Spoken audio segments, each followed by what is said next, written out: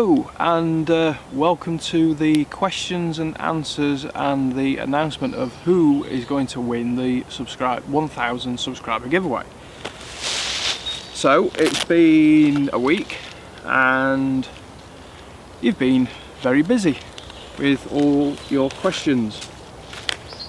So what I've done is I've basically written them all down, all of them, gone through them all. I'm going to read them out and answer as many as I possibly can. If you can hear like the odd bit of traffic or even a train in the background, I'm sort of just down in my local woods. I've not gone sort of like miles and miles away, so you will probably hear, you know, the odd bit of background noise and maybe somebody shouting for the dog because they can't keep it under control. So, first question is from John King.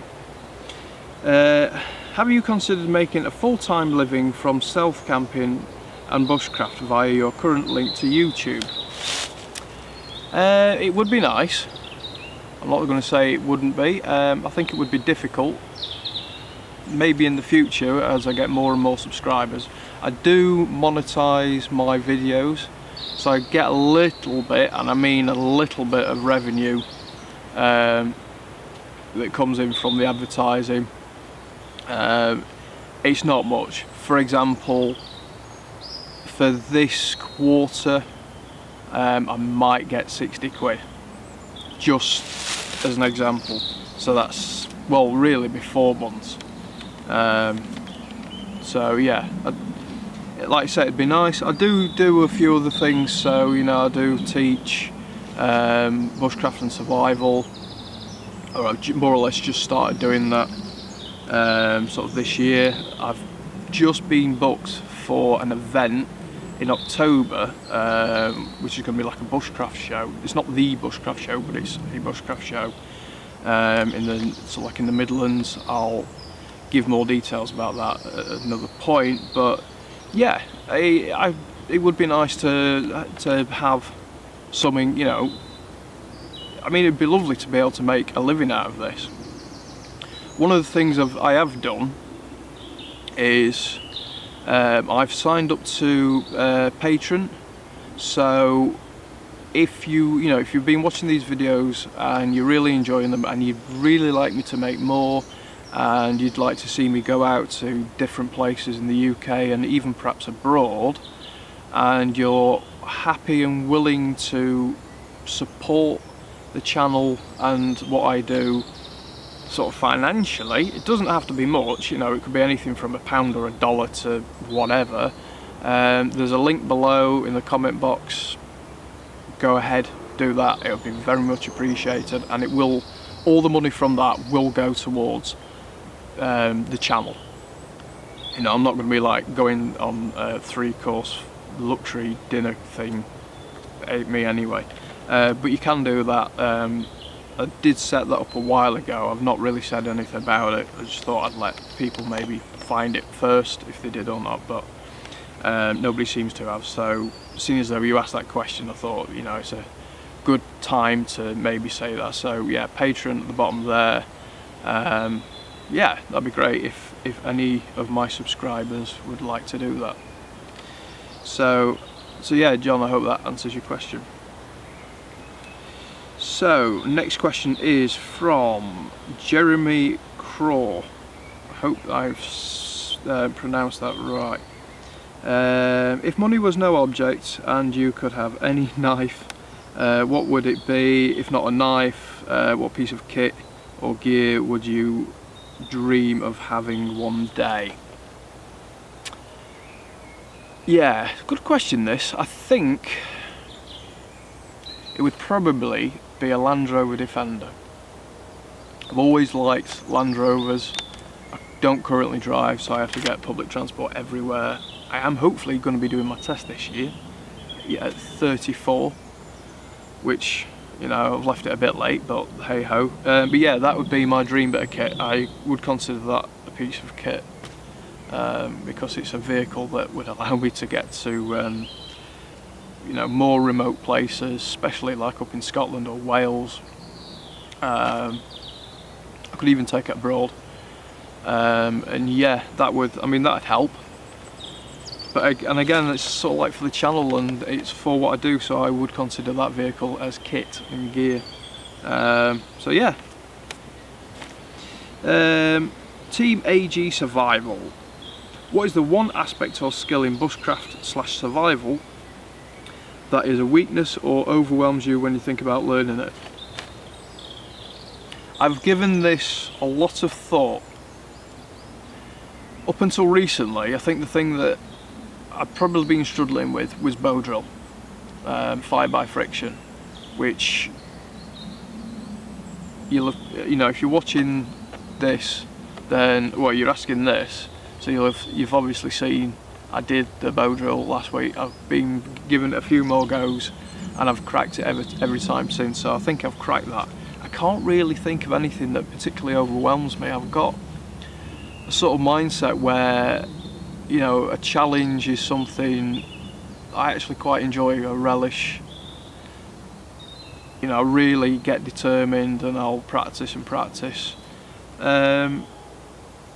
So I can't really think of anything that overwhelms me. I did struggle with the bow drill to start with. It did take me, been practicing on and off for 6 months.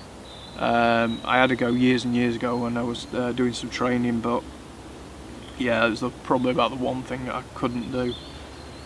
So yeah, maybe the overwhelming. If I've been planning a big trip away, maybe just the actual planning stage of working out what to take and what not to take is usually quite simple, but I always think, shall I take this, that?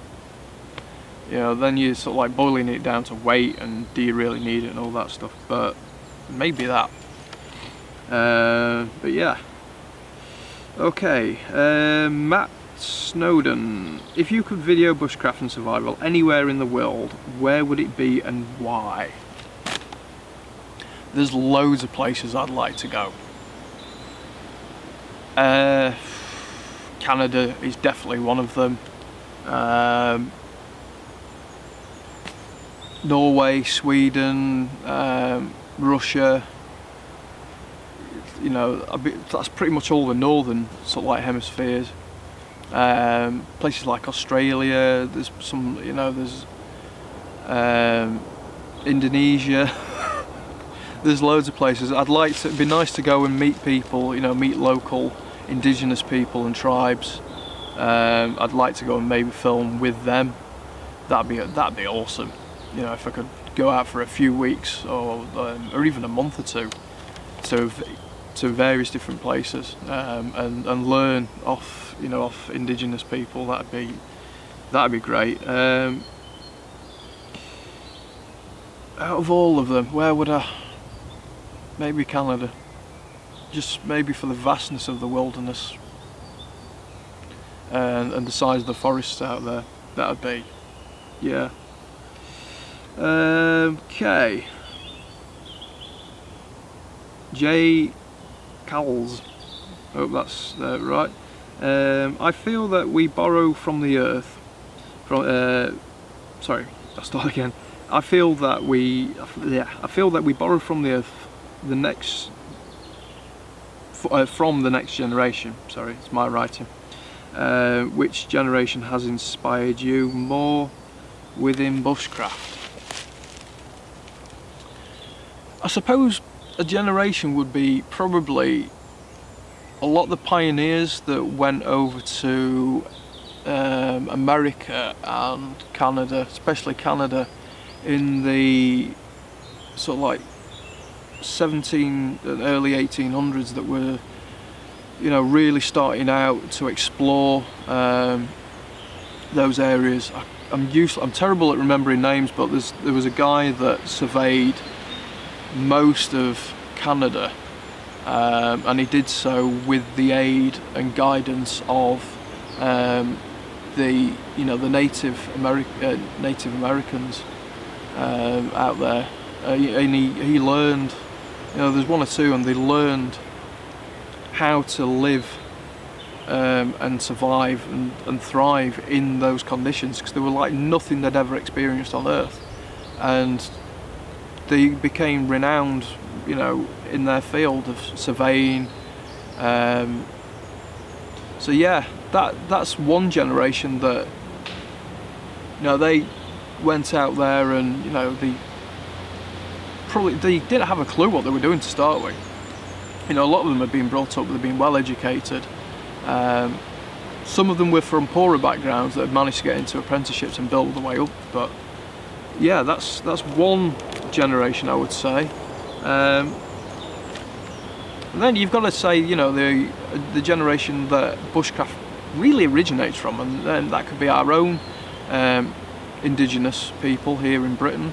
You know, back in the Mesolithic times, sort of like the Middle Stone Age, and throughout Europe. You know, the people that really lived hand to mouth, hunter-gatherers, day in, day out. You know, that's probably an inspiring generation.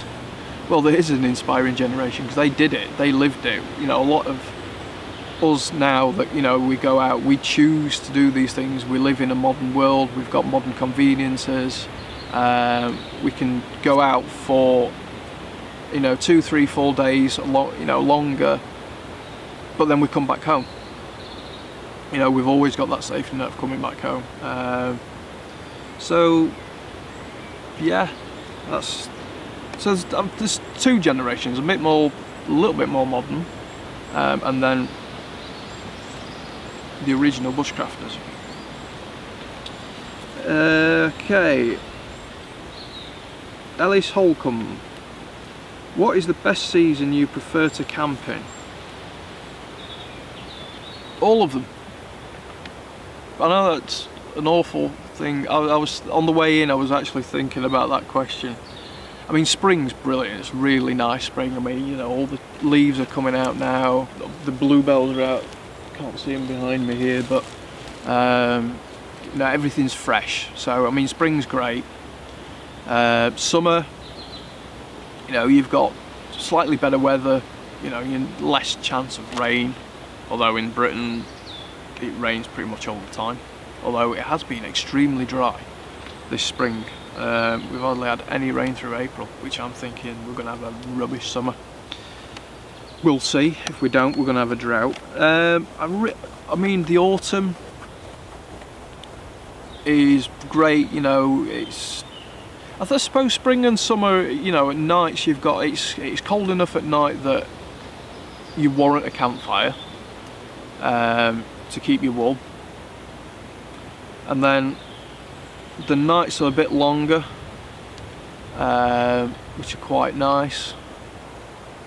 And then, you know, during the day, you know, it's quite, you know, it fluctuates. It can be cool, it can be warm. I do like winter camping though. When it's really cold, really icy, snowy, they are amazing.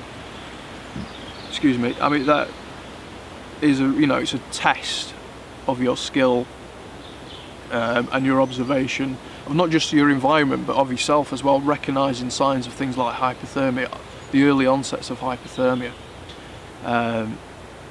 So if you're out in the wilderness, particularly if on your own, and you start to, if you know the very early signs of hypothermia, and you act on it, you've got plenty of chance. If you get into mild hypothermia and you're middle of the nowhere, you're really looking in danger, because it's difficult to maintain body temperature. So it is a challenge in winter, as well as, you know, if it's snowy, it looks nice as well. Out of all of them,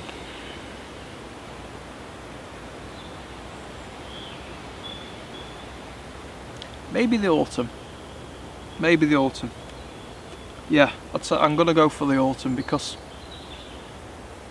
abundance of fruits, nuts, mushrooms, sort of thing. So it can, you know, it can really late summer, early autumn. Yeah, I'll go for that one. Survival Sasquatch. What is your favourite skill to practice while out in the woods? probably firelighting. I'm a bit of a pyromaniac. Not really. Yeah, being able to get a fire going in all weather conditions. So whether it's, you know, like today it's windy but it's dry, whether it's been raining, whether it is raining, it's cold and snowing, well below freezing, it's foggy and damp, because being able to light a fire is one of the most useful skills in survival. It is an essential skill. I believe the Swedish military, when they're doing their survival training for instructors within the army that are then going to go on to train others, if they can't get a fire going within, I think it's, if they can't get a flame within 30 seconds, they fail. And they also get court-martialed for frostbite. So yeah, firelighting is probably one of my favourite pastimes of a skill to practice. It's always good to keep that skill going. There's loads of other skills that I like doing, like carving, a bit of hunting,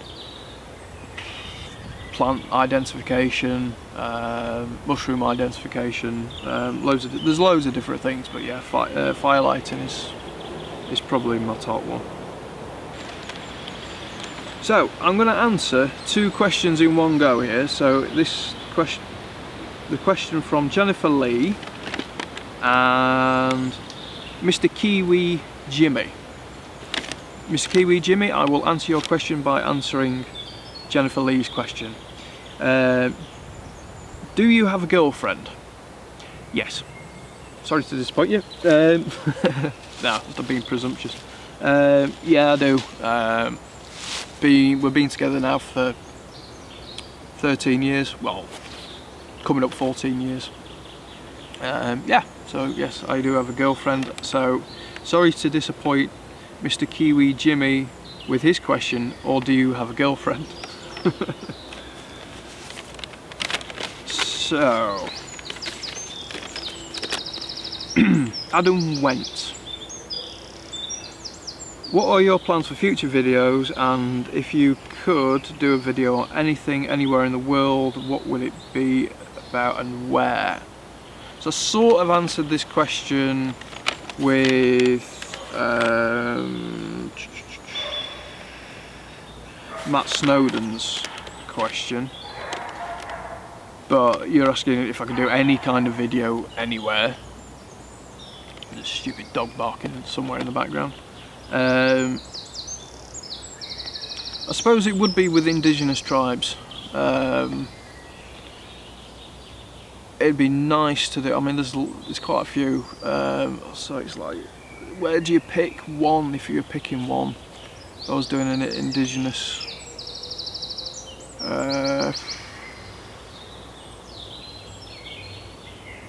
I mean, it'd be nice to do one with Native Americans, either in America or Canada, Aboriginal people from Australia, Maoris in New Zealand,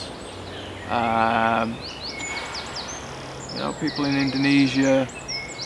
There's loads. If I was to pick one, maybe the Aboriginal tribes, maybe in the northern territories of Australia, like Queensland or something like that. I think it's Queensland. Yeah, so I'd like to do a film about bushcraft with indigenous tribes in Australia, Queensland, Australia. If I'm picking one, but I'd like to do some on loads. I mean, that's a TV series basically there. Okay, but I like that question. Patrick Bryan, did you get into bushcraft from being a veteran or a scout? Now, I wondered how long it'd take for somebody to ask me this. The first, technically, sort of, veteran. When I was younger, I was in the military for a time. trained with, it's difficult because I can't say an awful lot. Did, you know, a lot of survival and a lot of independent outdoor living skills, where there'd be a very small group of us and we'd be dropped off in places for training, and we'd have to navigate with all our kit. Wasn't so much bushcraft, but it was navigation and survival. I did like to bring bushcraft elements into it, slightly frowned upon by some. Others thought, you know, this is useful. Unfortunately, for medical reasons, I wasn't in there as long as I was hoping to be. So yeah, I ended up getting discharged due to a training accident. So, moving on. Jeff Dranger, you mentioned that you had Lyme's disease. Can you tell me how and when you got it and how it is affecting your life? Well, the coastal camping video that I did recently up on the North Yorkshire coast, I got it there. If you watch that, I looked at an area where there was deer, and I reckon that looking back and at the footage and remembering stuff that I was there, that was basically like a bit of a bedding down area, I think, for deer, as well as I think, you know, there was a lot of badger in the area. So it was there, I picked it up. So I picked it up about 4 weeks ago ish, 4 or 5 weeks ago now. How is it affecting my life? Well, I noticed, I got back on the Friday, I noticed I got the tick on my toe on the Saturday morning. I was actually going out and doing a bushcraft walk, getting ready in the morning, and I noticed a tick. Didn't notice it the day before. So despite me tucking my socks into my trousers, the tick had managed to burrow its way in through my socks anyway and attach itself. So how is it affecting my life? I'm halfway through a 2-week course of antibiotics, some pretty strong ones. I mean, they're called doxycycline. They're used for all sorts. I mean, they're used for pneumonia, but they're also used for malaria, Lyme's disease, and quite a few other nasty bacterial infections. 'Cause Lyme's disease is a bacterial infection into the bloodstream. Incidentally, I found this out when I was the rare times I'm actually in and I watch a bit of TV. I was watching the news and Chris Packerman was on, and he was saying about that this month, May, is the first ever tick awareness month, which was interesting. But to answer how is it affecting my life, up and down. Last couple of days have been fine. 2 days before that I felt awful, in terms of, it's a bit like having flu but without having the temperature. So I get a lot of muscle and joint pain. Well, not so much pain, but aches, feeling drained, very tired and fatigued. Like a woodpecker. Yeah, so it's been up and down. I've got another 2 weeks to go. I had some bloods sent off to the lab in Southampton because it's the closest place where they test for these things, and it could take up to 6 weeks before I find the results. And even that, apparently, they can do 2, 3, 4 blood tests and they don't always pick it up, or they won't pick it up on the first one, sometimes they pick it up on the second one. But my doctor was convinced I was showing all the signs of Lyme's disease, so as a precautionary measure diagnosed me with the Lyme's disease anyway, and stuck me on a course of antibiotics. I don't particularly like taking them, but given that Lyme's disease can affect you long term, you know, it's not something that I particularly want long term. because it is something that can affect your life as a whole. A few people, well-known people that have had it. Ray Mears has had it for one. If you read his book, My Outdoor Life, it explains that's why he's a little bit on the weighty side. So I think it must maybe affect your metabolism somehow. Another celebrity, Marty McCutcheon, I think she was on a soap. I think she did some singing as well. It's been 1 or 2 films. My partner was saying she was reading last week actually that she's had Lyme's disease, and that's what caused her to put on weight as well. So that's one thing I don't particularly want to clap a load of weight on. And the other one is, I don't want to have sort of like the fatigue on and off all the time. I like to be active, I like to get out. So yeah, that's sort of how it's affected me. So I hope that answers your question. Malcolm Baker, what got you into bushcraft? I've always loved the outdoors. Even before I was in the forces for a time.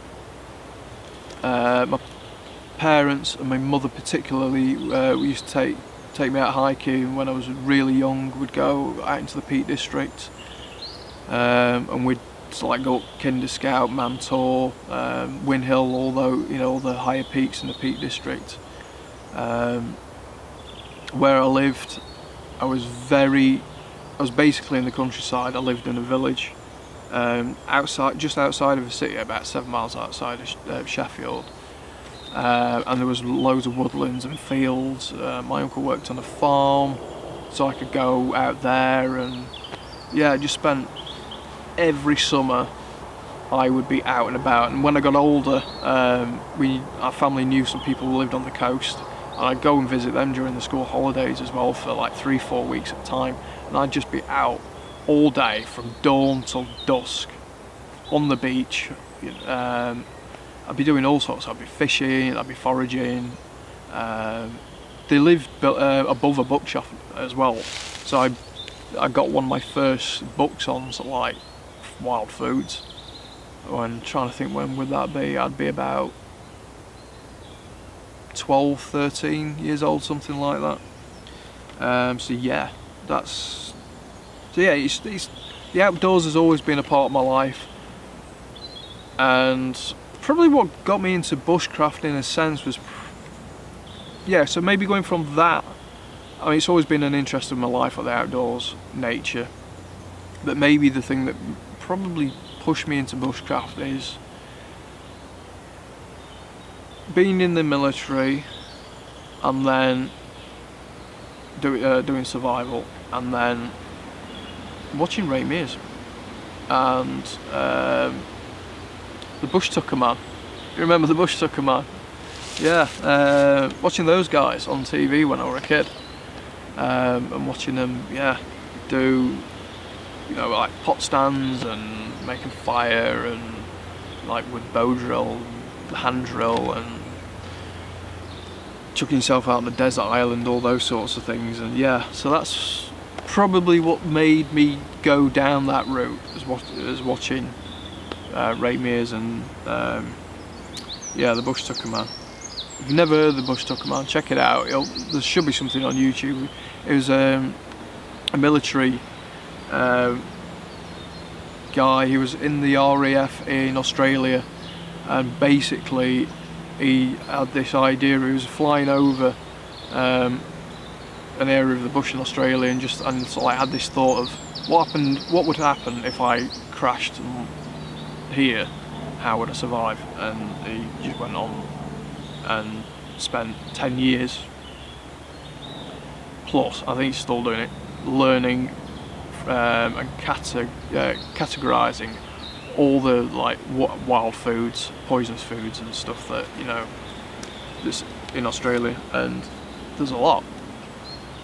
Texas Camper, how long have you been practicing bushcraft?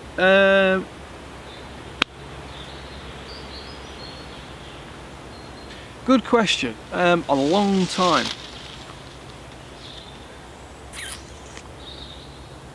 Sort of intermittently, on and off, I've been, you know, just going out wild camping and just doing bits and observations ever since I was a kid.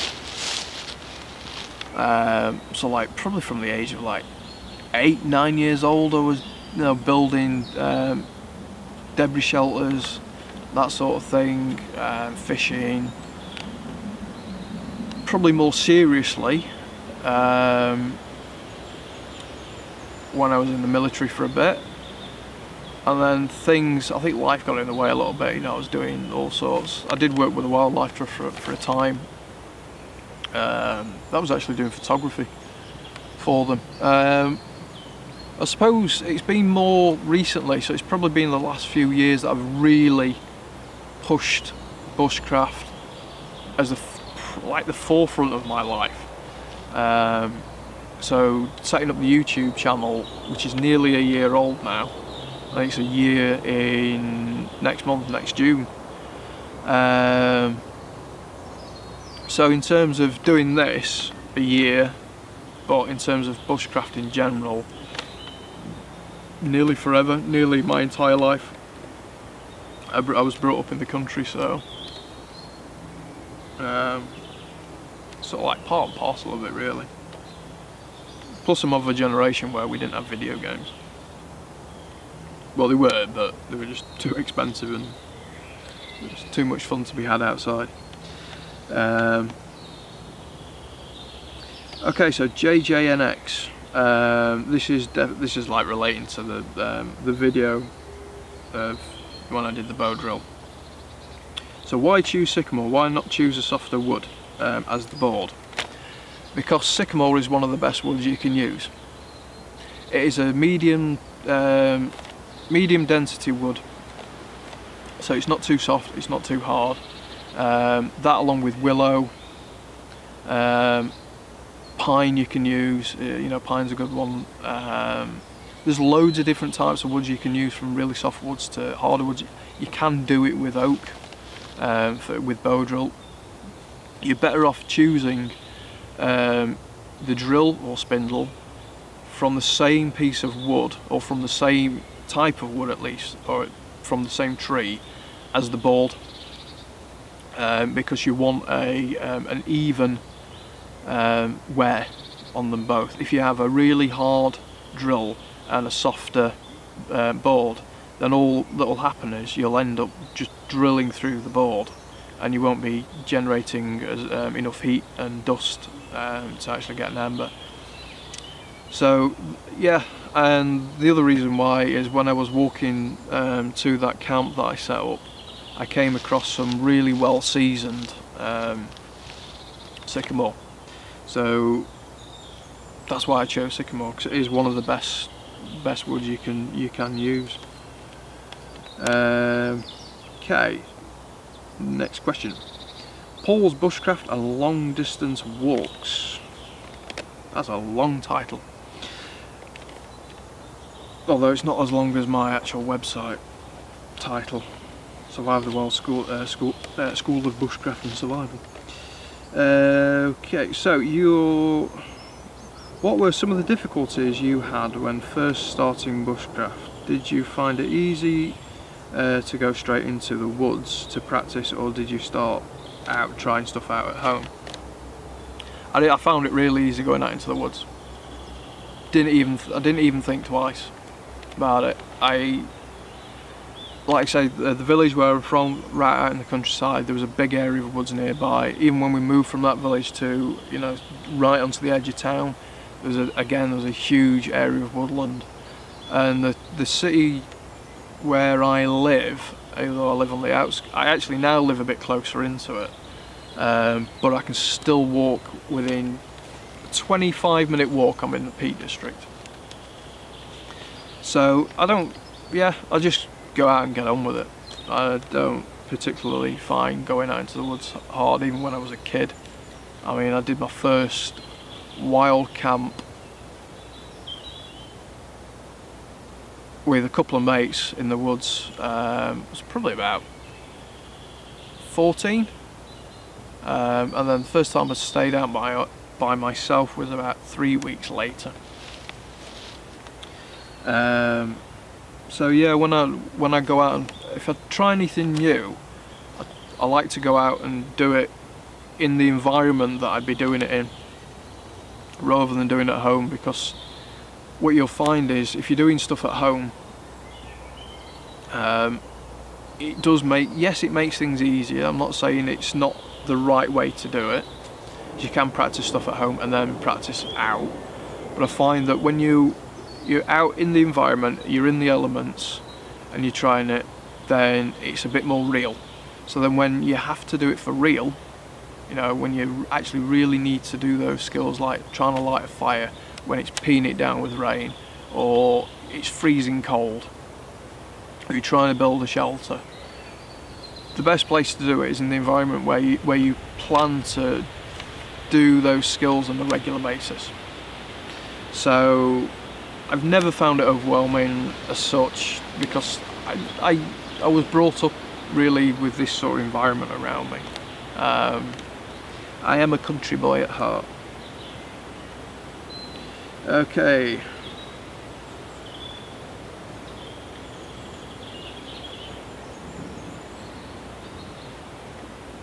Boobo Baby, I think that's how you say this one. What do you think the best way to make sure that the wood you're using is good for bow drill set? Basically, if you cut into the wood, I mean, you can, easiest way is, one, make sure it's dry as possible.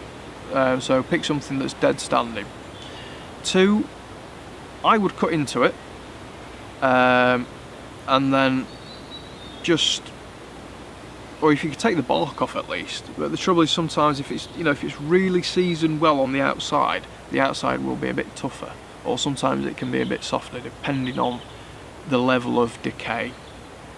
So what I like to do is I like to cut a section off, get your thumbnail or your fingernail, and if you can just about mark it, you know, by putting the pressure on, and you can see like a line from your fingernail, then it's pretty good. It's pretty much good to go. It's soft enough.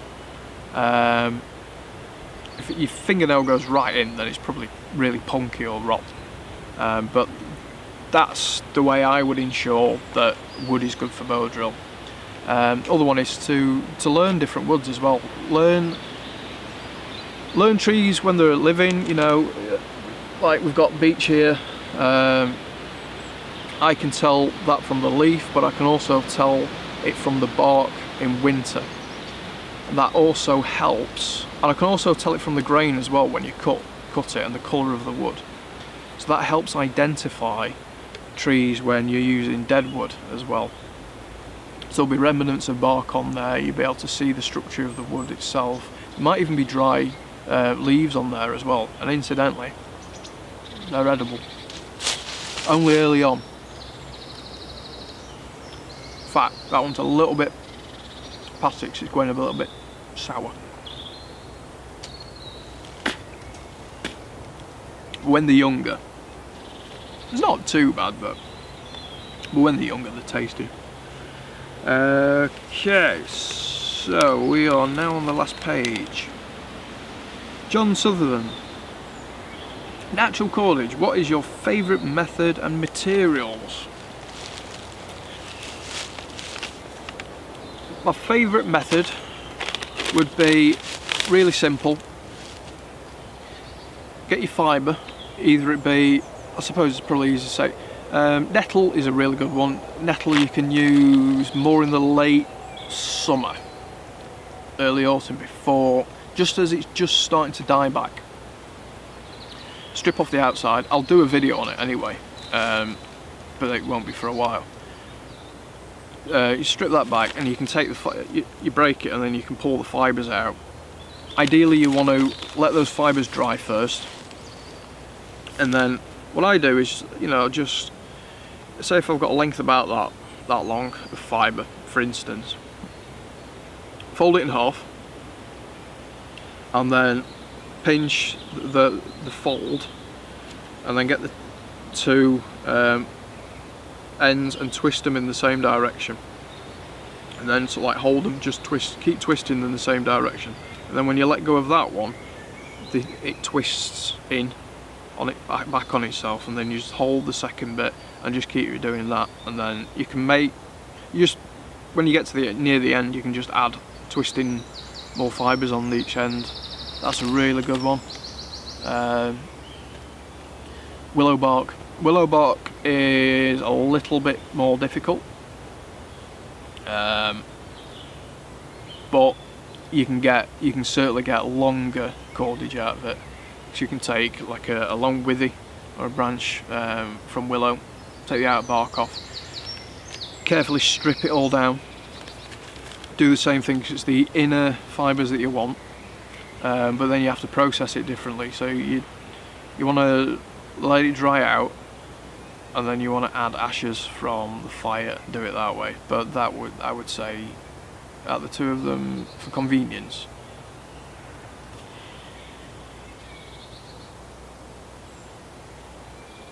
yeah, for convenience it's going to be nettle.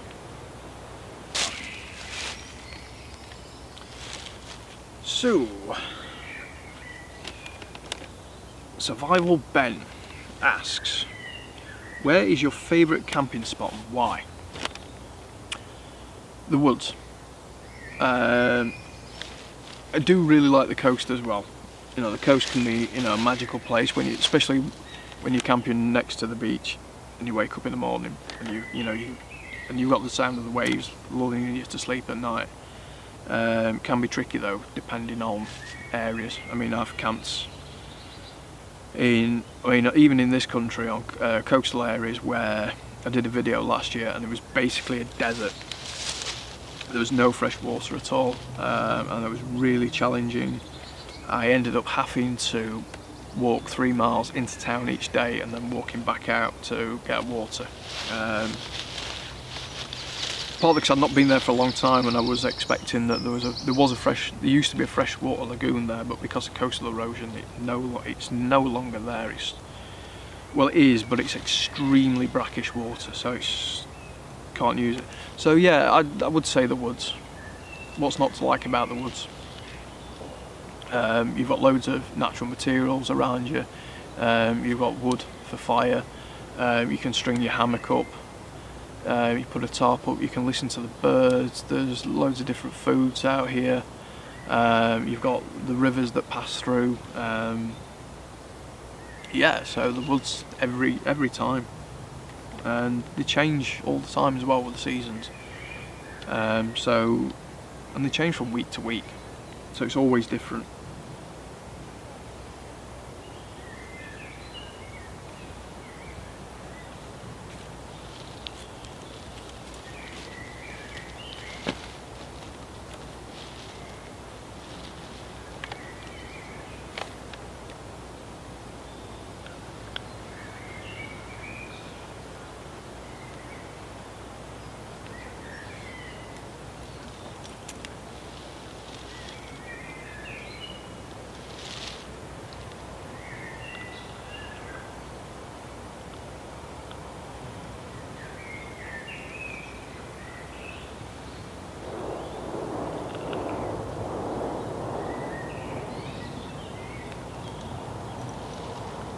Okay.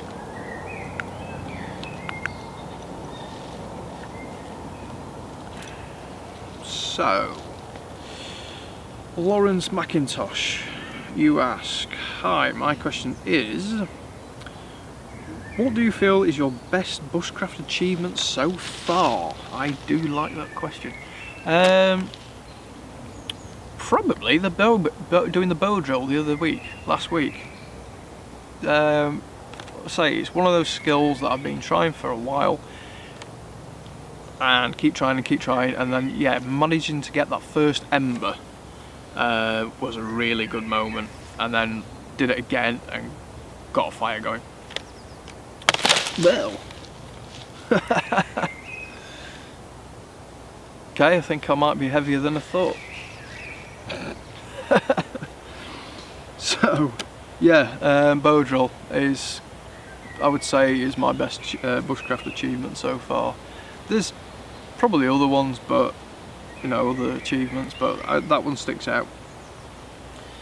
So, last question, and it's a monster one. This took me a bit of writing out, and it's Hyper Joe. And Hyper Joe has said, I live in the US where we have lots of big game animals, so much so that I carry a pistol when I'm out and about. I just watched coastal vid, limpets and periwinkles, seaweed. Where you live and camp, are there large game animals like here, a bear, wild boar, big cats, such that you would have to protect yourself? If so, what, if any, weapon and what animals are there? Okay, so unlike the US, we don't have a lot of, well, we don't really have big predators. We have small predators. That's for the simple reason that quite a long time ago, we used to have wolves. They were hunted to extinction. Lynx, again, hunted to extinction. We had bear, hunted to extinction. So we don't have any large, dangerous predators. We do have smaller predators, but they're particularly shy and very elusive. We have things like otters. They're cute, and you're lucky if you can even see one, let alone be attacked by one. We've got foxes and badgers. I've heard very, very rarely of somebody being bitten by them, and they would usually be the case where the animal was provoked. So we don't have large predators. We do have wild boar though. They have been reintroduced accidentally. You only really find them down in like the Forest of Dean. They are spreading out slowly. So, I mean, I have been in the Forest of Dean, but that was before the boar. I will go down again at some point because I would really like to go down. Yeah, it is something to think about. People have been charged by them. They are they can be a dangerous animal. Like any pig, they have, even domesticated pigs have really big teeth. I've known a few farmers in the past, and they've been bitten, and it's gone. They've got an extremely powerful bite, and the bite is gone, punched straight through the leg, and it's cracked the femur. And boar also have the tusks. So yeah, it's something to think about. In terms of protection, here in the UK, you can't just walk around with a pistol. Our law system doesn't allow it. Handguns have been banned here now for quite a long time. You can take a rifle or a shotgun for hunting purposes on private land with permission, but in terms of protection, the only thing you really need to protect yourself is from like the mad guy that's out in the woods. And oh yeah, that's me. We bushcrafters usually are those mad people that people talk about that are in the woods. So yeah, it's not a problem really.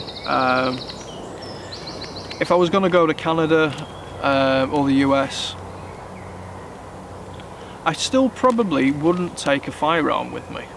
I know plenty of people that have been out there. I've had training to go out there, and I've been taught like the recommendations, and I do feel that I wouldn't need it. Just through, I know with bears, as long as you're noisy, they'll keep away from you. Wolves, as far as I'm aware, it is very rare that people get attacked by wolves. I suppose there are big cats. Correct me if I'm wrong, but they tend to be over on the west coast, like west of the Rockies. You get mountain lion. Potentially, they would be something I would be concerned about. That's if it was out that way. So it would depend on where I was. I think if I was going through areas in Africa and India, particularly India, then, or even South America, and again it's mainly with cats, big cats, I would probably, then I would take a rifle, and maybe a pistol for short range, rifle long range.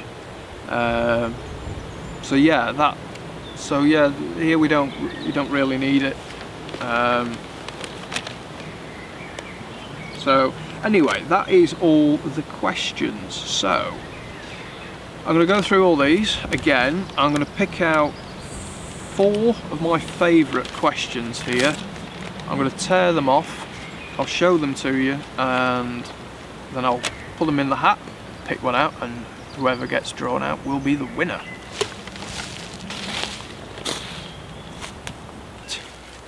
So I've picked 4 questions out here. So I've got Matt Snowden's question: if you could video bushcraft and survival anywhere in the world, where would it be and why? So what I'm going to do is I'm going to scrunch these up like that. And then I've gone for John Southern, natural cordage. What is your favourite method of materials? Ooh, Ramsons are repeating on me.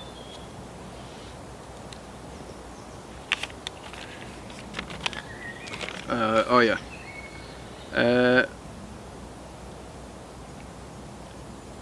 Booba baby. What do you think the best wood is for, or the best way of telling what wood is good for using for bow drill? Try and compact these so they're all equal-ish. I know one's smaller. And John King, have you considered making a full-time living from stealth camping and bushcraft via your current YouTube link? So, moment of truth. Let's see who becomes the winner. Close my eyes. Shaky, shaky, shake. And the first one I pick out is this.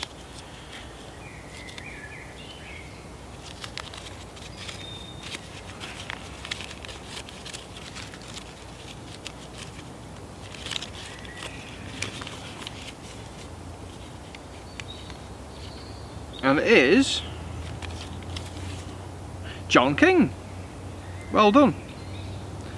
I shall be sending you the stuff. Just get in touch with me on, I'm sure you follow me on Facebook as well, so if you could drop me a message on Facebook and I will send you the stuff out, which is the canteen and the fire steel. So well done. Brilliant. So yeah, get in touch with me. I'll send you that out as soon as possible. Trying to think, I'll be away for a few days, so but yeah, I will get in touch. Let me know where you are and your address and so forth, and yeah, I shall send that out to you. So thank you to everyone, massive thank you to everyone who has sent in a question. Some really good ones there. It took me a while to decide which 4 I was going to pick. Sort of wanted a bit of a mix of questions, but I thought, pick out what I felt, I enjoyed as a question. So yes, so thank you to, like I say, thank you ever so much to everyone who has entered, wrote in, asked me a question. Thank you to everyone who's subscribed so far. Like I said, this was for the 1,000 subscriber giveaway. In a week, well, what we're on, I think we're just over 1,000 and something or another. We are heading towards 1,200. So yes, thank you to everyone who's subscribed so far. Hope you're enjoying everything. There'll be more chances to win in more subscriber giveaways in the future. I will be doing other ones, and yeah, I've got a few more videos coming up. I've got one on I'm having a go at crayfish trapping. Got a crayfish trap recently, so yeah, in fact I actually laid that out today. So I shot the first bit of that this morning. I'm going to be leaving it in overnight, through today overnight, and I'll be going and seeing if there's anything there in the morning. So that'll be the next video. It'll be a shortish one, I think. Well, it depends, because if I get some crayfish I shall be cooking them by the river, which I'm looking forward to. Never know what's going to be in there, so we'll see. So that's the next up and coming video. But yeah, so thanks for watching. Big thank you to everyone. If you've stumbled across this and you haven't subscribed, click that subscribe button, because like John, you get to win stuff. So anyway, catch you in the next video. Bye for now.